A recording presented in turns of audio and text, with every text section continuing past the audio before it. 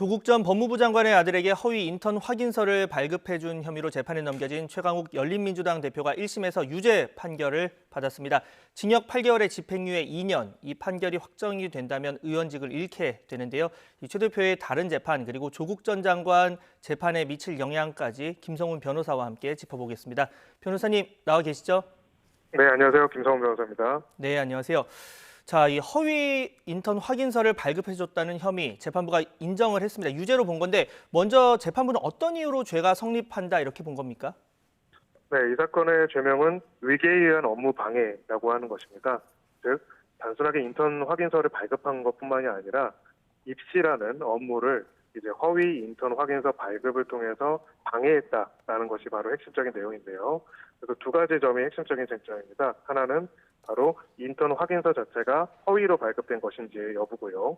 두 번째로는 이 인턴 확인서가 결과적으로는 입시에 사용돼서 입시 업무에 사용된다는 걸 알면서도 그것을 이렇게 속여가지고 발급함으로써 방해했는지 여부, 그런 것들을 알고 고의로 했는지, 이 두 가지가 쟁점이 되는 거죠. 네, 지금 뭐 형량을 정하는 데 있어서 다양한 요소가 있는데 재판부가 입시 공정성을 훼손했다, 진지한 반성이 없다 이런 점은 불리한 요소로 봤고 반면에 전과가 없고 뭐 확인서 허위 발급에 불과하다는 점은 유리한 요소로 봤습니다. 비슷한 사건과 비교했을 때 어느 정도 수준의 형량인 겁니까? 네, 통상적으로 이렇게 입시 과정에서 입시 비리에 사용되는 업무에 사용되는 어떤 확인서 등을 위조화했거나 사실과 다르게 하는 경우에는 이렇게 실형이 선고되면서 집행유예가 선고되는 게 일반적입니다. 네. 물론 이제 그 형태와 내용 그리고 허위성의 정도 등을 종합적으로 고려해서 판단을 하는데요. 이제 유사한 사안에서는 이제 학부모 그리고 또 발급한 주체에게 징역 4월 징역 4개월 혹은 징역 8개월, 집행유예 2년 이런 식으로 선고하는 경우가 일반적이기 때문에 일반적인 양형 기준에 비춰 봤을 때는 유죄 판단을 전제로 했을 때는 특별하게 상이한 부분은 없는 그런 판결입니다. 네, 특별하게 뭐 과한 부분은 없었다 이런 얘기를 해주셨고, 자 검찰 소환 조사가 적법하지 않았다거나 일종의 보복 기소였다 이런 최강욱 대표 측의 주장은 받아들여지지 않았습니다. 어떤 이유입니까? 네, 최강욱 대표 측에서는 그 점을 굉장히 중요하게 주장을 했습니다. 예. 검찰 단계에서 소환 조사가 없는 상태에서 갑자기 이제 피의자 조사도 없이 기소가 이루어졌기 때문에 이 부분들에서 공소권 남용이 있었고 또 당시에 이제 공직기관 비서관으로서 검찰과 여러 가지로 대립각을 세우고 있는 상황이기 때문에 그러한 의도성을 가진 정치적인 기소다 이렇게 이야기를 했고요. 다만 이제 재판부가 그 주장을 받아들여서 판단을 하기 위해서는 두 가지 점이 쟁점이 인정이 되어야 합니다. 첫 번째로는 이 소환을 안 한 사유에 있어가지고 아무런 이유도 없이 소환을 하지 않고 기소했다는 점이 인정이 되어야 하고요. 그리고 이러한 정치적 의도에 대해서 객관적으로 증빙이 되어야 하는 것인데 재판부로서는 결과적으로 소환 조사에 계속적으로 피고인이 응하지 않았기 때문에 결과적으로 소환 조사 없이 기소된 것으로서 그 자체로 특별히 문제가 안 된다라고 판단했고요. 나머지 정치적인 목적 부분에 있어서도 지금 주장한 내용만으로는 인정하기 어렵다 이렇게 판단했습니다. 네, 자, 짧게 여쭤보면 형사사건이 보통 금고형 이상의 의원직 상실 기준인데 1심 선고대로라면 의원직 잃게 될 위기입니다. 근데 항소를 하게 되면 대법원까지는 의원직이 유지가 되는 거죠? 여보세요? 네. 네. 네, 대법원까지 이제 확정이 되면은 의원직 상실이 되는 겁니다. 그렇기 예. 때문에 기본적으로 이번 형이 계속 유죄가 인정이 되고 동일한 형이 선고가 된다면은 이제 의원직이 상실될 가능성이 매우 높고요.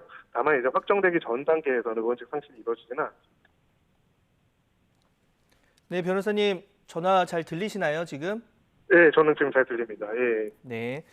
자, 이번 재판이 지금 허위 인턴 확인서로 인한 업무방해 혐의였습니다. 허위 확인서 네. 관련 그러니까 허위 사실을 알렸다는 이 공직선거법 위반 혐의로도 재판을 받고 있는데 이게 영향을 미칠까요? 어떻습니까?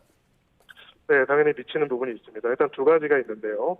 이 공직선거법 위반으로 지금 기소된 내용은 이 허위 인턴 확인서를 발급하지 않고 실제 인턴을 했다라는 내용이 허위 사실을 유포했다라는 것으로서 기소가 된 겁니다. 그래서 핵심적인 쟁점 첫 번째가 되는 거는 바로 그러한 인턴이 실제로 있었는지 없었는지 여부가 핵심적인 쟁점이 되기 때문에 예. 그 부분에 대해서 지금 앞선 판결이 구속력을 가지지는 않지만 또 상당 부분 심리를 진행을 했기 때문에 그 내용에 대해 가지고 후행 판결 재판부도 인턴 자체가 없었는데 허위로 발급했구나라는 점에 대해서는 그 같은 결론을 내릴 가능성이 실무적으로는 매우 높은 상황입니다. 네. 좀 궁금한 게 지금 이게 1심 판결입니다. 만약에 그렇다면 이게 뭐 대법원 판결만큼은 아니겠지만 이번 이 허위 인턴 확인서로 인한 업무방해 혐의에 대한 판단이 이 공직선거법 위반 혐의에 대해서도 상당한 구속력을 가지게 될까요? 어떻습니까, 이 부분? 네, 그렇습니다. 지금 이 부분에 대해 가지고는 결국은 이번 사건만큼 인턴을 실제로 했는지, 인턴 확인서가 사실에 부합하는지가 쟁점으로 다투어진, 그리고 예. 치밀하게 논증이 되는 사건은 없었을 것입니다. 그렇기 때문에 공직선거법 위반 사건에서도 같은 내용이 다투지긴 하겠지만 선행재판부에서 다 제출된 증거들과 내용들을 판단을 해가지고 크게 다르지 않게 그 여부는 판단할 가능성이 매우 높고요. 실무적으로도 이제 동일한 쟁점에 대해서 하나의 재판부가 판단을 했다면은 비록 1심이라고 하더라도 그 내용을 상당 부분 존중해가지고 그 외의 쟁점에 대해서 다시 판단하는 경우들이 일반적입니다. 마지막 질문 드릴게요. 이 법원은 최강욱 대표가 조국 전 장관 부부 부탁으로 허위 확인서를 만들어줬다고 판단을 했습니다. 이 진행 중인 조국 전 장관 그리고 정경심 동양대 교수 재판에 어떤 영향이 있을까요? 네, 지금 이 사건과 관련해 가지고는 조국 교수, 그러니까 조국 장 장관과 그리고 정경심 교수와 어떻게 보면은 공동으로서 공범의 관계가 있다라고 볼 수가 있습니다. 지금 결과적으로 이 내용을 입시에 활용해서 제출한 주체가 바로 조국 전 장관과 그 정경심 교수이기 때문이죠. 그렇기 때문에 허위로서 인턴 확인서가 발급됐다는 게 확인이 되고 동일한 판단이 해당 재판에서 내려진다면은 이제 관련돼서 이제 유죄로 판단이 될 가능성이 높고요. 특히나 이제 인턴으로 실제로 근무했는지 여부는 이번 이 최강욱 대표 재판에서 충분히 다루어졌기 때문에 나머지 재판에서도 그 부분들이 비슷하게 판결이 될 가능성은 매우 높습니다. 네, 높다고 보시는 거군요.